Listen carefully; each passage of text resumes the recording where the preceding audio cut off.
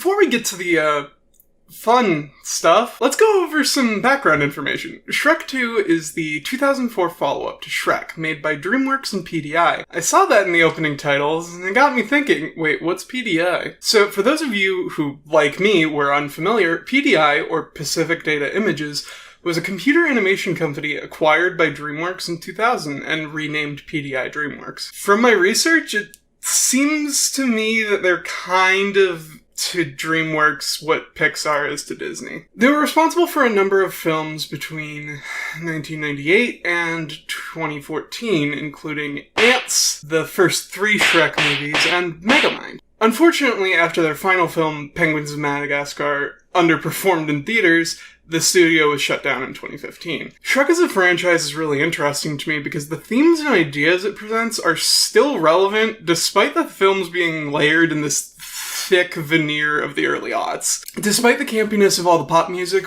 being thrown into the film, it never feels excessive, at least to me. It's a stylistic choice that, yeah, dates the film, but I think that datedness counterintuitively helps the film hold up. Maybe it's because I have a bias towards pop music from that era, but I think it does its job of reinforcing the themes of the plot musically. For the longest time, the film's arguable overuse of pop music led to an oversight and critical analysis of the film's legitimate original score. Despite what you may have heard, Shrek does have an original score, and the Shrek theme kind of slaps.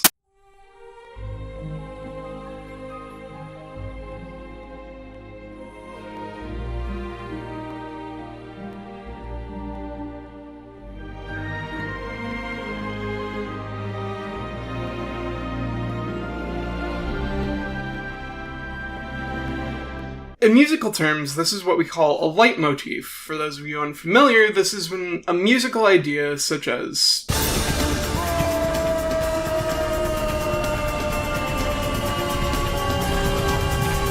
is tied to concepts or characters. In that case, the love between Shrek and Fiona. I could go on, but this is not a music theory channel, so I'll link in this general area to a wonderful video by the channel 8-Bit Music Theory that just goes over leitmotifs and also tells you how to write them, if that's something you're interested in. The point is, these films are steeped in musical theming. Even Fiona's childhood music box plays a sped-up version of the love theme. And it even gets woven into the pop music at times, especially during the action scenes.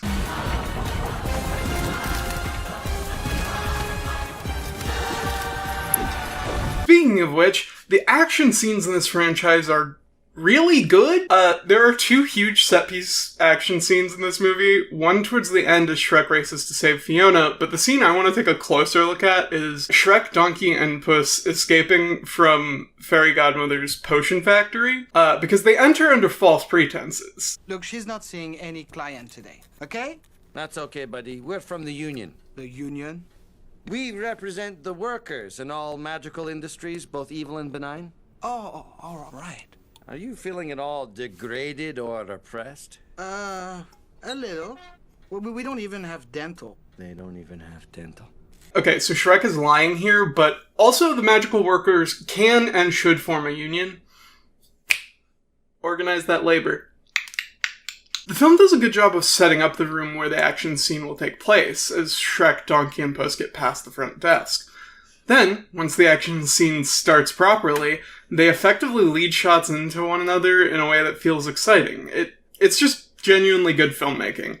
But also, real quick, so this vat of mystery potion turns swans into ladies, turns workers into Cogsworth and Lumiere, and turns everyone else into birds. What the fuck is this potion supposed to do? Okay, now that I'm done, gushing about the filmmaking, you know, when I set out to make a video on each of the films in the Shrek franchise, I was thinking, they're comedy films for children. This should be fun and easy. In fact, one of the earliest notes I took on this movie was expecting this movie to just be about familial trauma. And don't get me wrong, it's not about that. Don't you think they might be a bit shocked to see you like this? Well, they might be a bit surprised. But, well, if only it were so simple. This is my second video essay about the Shrek franchise, and as a result, it's going to build on some of the ideas I conveyed there. While I would recommend watching it in its entirety, I'll make sure to summarize concepts when I bring them up here so that you don't necessarily need to. With that said, let's talk about the idea of fairy tale as race. Fairy tale as race. During my first video essay, I put forward a reading of the fairy tale creatures in Shrek as a metaphor for race. My evidence essentially boils down to the fact that there is both a socially constructed and genetic aspect of the fairy tale creatures themselves. Naturally, going into this film, I was curious to see how well that idea holds up. I'm happy to say that not only does this reading hold up, there's some additional evidence this film provides to support it. The main thing I didn't talk about in the first video essay is that race is generally based on a set of immediately visibly identifiable external characteristics. This is clearly an intended aspect of the fairy tale folk, as you get scenes like this.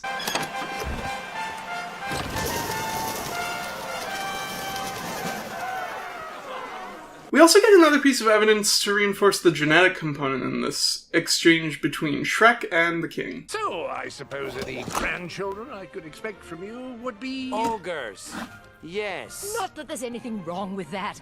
Right, Harold? Oh, no, of course not. Wow, that was a really shockingly short section. I thought I had more than that. Anyway. The characters of Shrek 2. In this section, I mostly want to talk about new characters that Shrek 2 introduces to the series.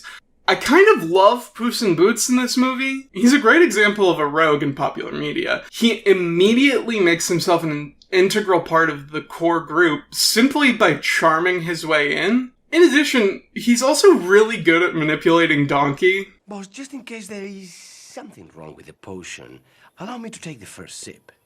It would be an honor to lay my life on the line for you. No. I don't think so. If there's going to be any animal testing, I'm going to do it. That's the best friend's job. While we're on the subject of that magic potion, what the f*** happens to Dragon when Donkey takes the potion? Because when Shrek takes it, it affects Fiona, because they're one true love. So what happens to Donkey's partner, Dragon? I brought this question up with my therapist, and she said, I hope she just stays the same, because she's already perfect. Which is a really good take. That's my theory now. Dragon just stays a dragon, because she's already the best. This is, I think, as good a time as any to talk about our principal antagonist, the fairy godmother.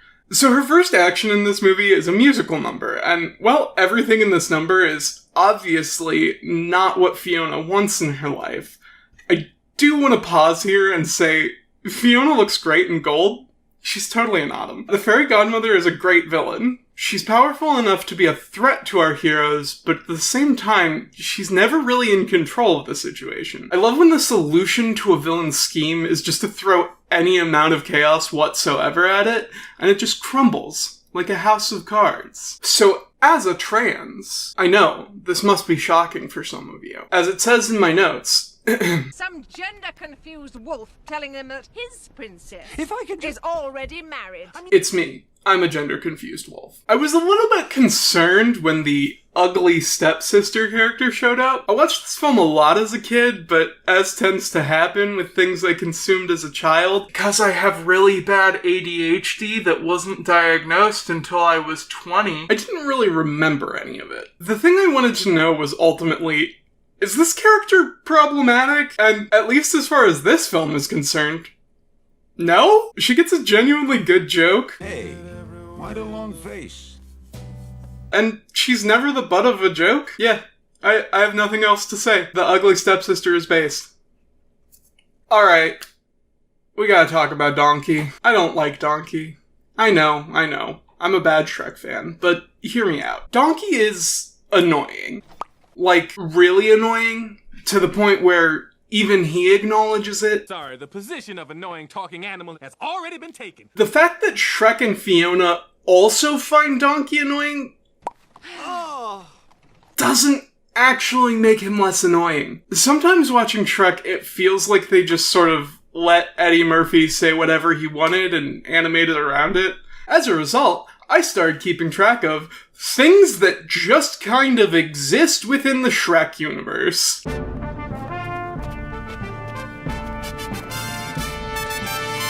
This was a fun section to write. So, in chronological order of appearance in Shrek 2, here's some things that exist in Shrek, and some historical context about them. Well, how about a game of Parcheesi? Parcheesi is the Americanized version of the Indian board game Pachisi, which was released by Parker Brothers sometime between 1867 and 1870. The American one, that is. The Indian game dates back at least as far as 1100 to 800 BCE. This is taking forever. Shrek, and there ain't no in-flight movie or nothing. This one was actually really fun to research. The first in-flight movie dates back to 1921. Just 18 years after the Wright brothers' historic flight, when Aeromarine Airways projected a seemingly lost film titled Howdy Chicago. I'm gonna do more research into that movie and, probably make a mini video about it. Why not? Bon appetit. Oh, Mexican food. My favorite. Mexican food is, food. From Mexico. Like the country, Mexico has over 500 years of history, and that's not even to mention the rich tapestry of indigenous cultures, which predates that by another 10,000 years. So, it's a whole country. I don't know. Read a book. Yeah, and there's that bush that's shaped like Shirley Bassey. Shirley Bassey is a Welsh singer best known for having an absolutely phenomenal set of pipes, her iconic large hair, and for topping the UK's top 40 in 7 consecutive decades. Holy crap. She's still making music and doing a amazing job of it.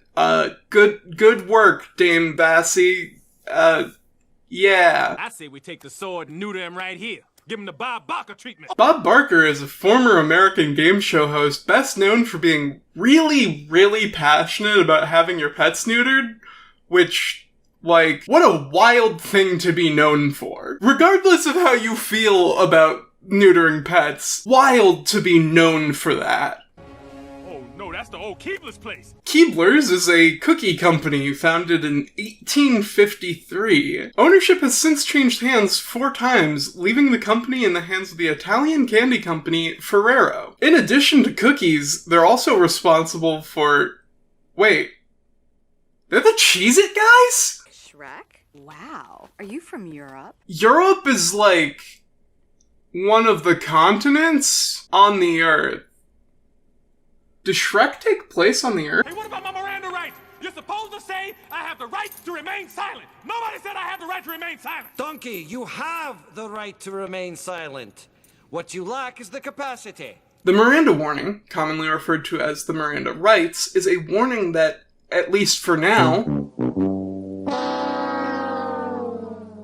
if you are within the United States, law enforcement are legally required to read you in full before they can take you into custody. The rights include, you have the right to remain silent. Anything you say can and will be used against you in the court of law. You have the right to talk to a lawyer for advice before they ask you any questions. You have the right to have a lawyer with you during questioning. If you cannot afford a lawyer, one will be appointed for you before any questioning if you wish. If you decide to answer questions now without a lawyer present, you do have the right to stop answering at any time. The warning itself, fun fact, is not actually what assures you these rights. Those are protected under the 5th and 6th constitutional amendments. The only thing Miranda v. Arizona sets in place is that law enforcement must remind you of those rights before they can take you into custody. You absolutely have these rights regardless of whether or not you're told you have them. Until the Supreme Court of the United States manages to get rid of both the 5th and 6th Amendments, which would be a wild thing to do. Cops. For reasons that are definitely not related to the fact that I just talked about the Miranda warning, let's take a minute to talk about the police. This film's portrayal of law enforcement is shockingly candid, especially from a film from the early aughts. While Shrek's friends are watching The Magic Mirror in Shrek's home, no, we're not going to address the implications of this, we see that Nights is being broadcast. The existence of the television show Cops, which this is obviously parodying, is a clear demonstration of how modern policing is largely security theater. For those unfamiliar with the term, security theater is the idea that many of the security procedures present in our modern world are, for all intents and purposes, a performance for the sake of reassuring the public of their own safety, rather than actually being effective means of securing people. The TSA is a great example of this. Despite the massive increase in security procedures put in place in response to 9/11, they haven't actually had a noticeable effect on security. In tests run by the Department of Homeland Security, Red Team members were able to smuggle mock weapons through TSA checkpoints 95% of the time. Hilarious. In a similar way, Cops incentivizes law enforcement to overperform their duties. They crack down much harder on crimes that might ordinarily warrant a slap on the wrist, because while you're being recorded doing your job, it creates an environment where your performance needs to justify the existence of your job. I think the funniest part of this presentation is that the Knights pepper Shrek in the eyes, showing that they can and will find a way to be cruel with the technology they have access to. The other thing of note about these Knights is that they are clearly at the beck and call of the ruling class. They come to the aid of the fairy godmother at the drop of a hat, and later they show up to the castle to try and stop Shrek in the final action scene. Systemic oppression. So originally, I was going to take some time to talk about an alternate reading of fairy tales as class, but upon further examination of what the film says, I'm going to take a different approach, because I remembered something I'd written in my first essay. For all intents and purposes, they're an abstract classification, not meant to represent any one oppressed people, but rather the idea of oppressed people as a whole. So, instead of giving an alternate reading, I want to take a step back and outline a few of the ways in which this film demonstrates systemic oppression against fairy tale people. A great example of this is this conversation between Shrek and the fairy godmother, where she cites existing fairy tales as evidence that an ogre has never lived happily ever after. Ogres don't live happily ever after. And she has a point. There aren't any stories about ogres living happily ever after. Problem is that the assumption she's made here is that that means that ogres can't live happily ever after, rather than examining the ways in which a society built around the rules of fairy tales might inherently discourage the happiness of ogres. You know, like systemic oppression. This film does a really good job of depicting the way in which oppressors interact with the oppressed. The king, for example, is clearly uncomfortable around Shrek. Having, spoiler alert, once been a fairy tale creature himself, he doesn't like the idea that his daughter could be happy living her life in that way. They clash, and they're clearly both equally at fault, but we see on Shrek's face that he actually knows it and feels remorse.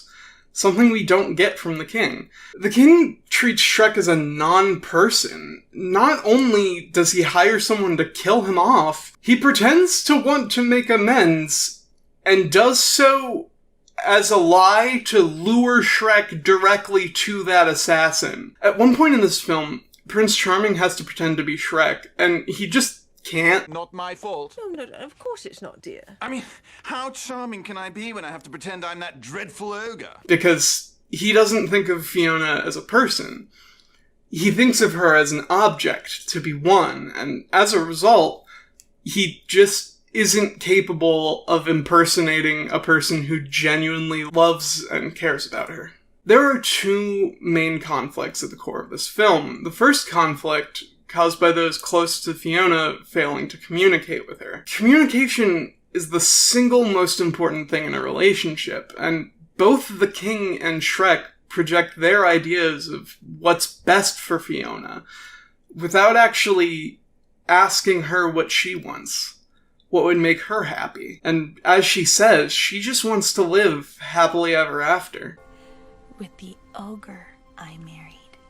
But unfortunately, when there's a deep-seated hatred in people, and those people are allowed to decide what's considered right, that hatred ends up baked into the rules of the world. And those problems can't just be easily resolved. There's no easy solution to systemic injustice. It takes time, and communication, and an effort to make a world where everyone is allowed to live happily ever after. Except me.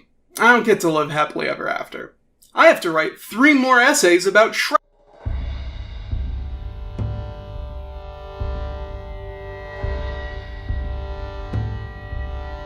There wasn't a good place to put this in the video, so I'm putting it over the end credits. There's a joke about there being too many Starbucks, and this movie came out in 2004, so naturally I wanted to look into how many Starbucks there are.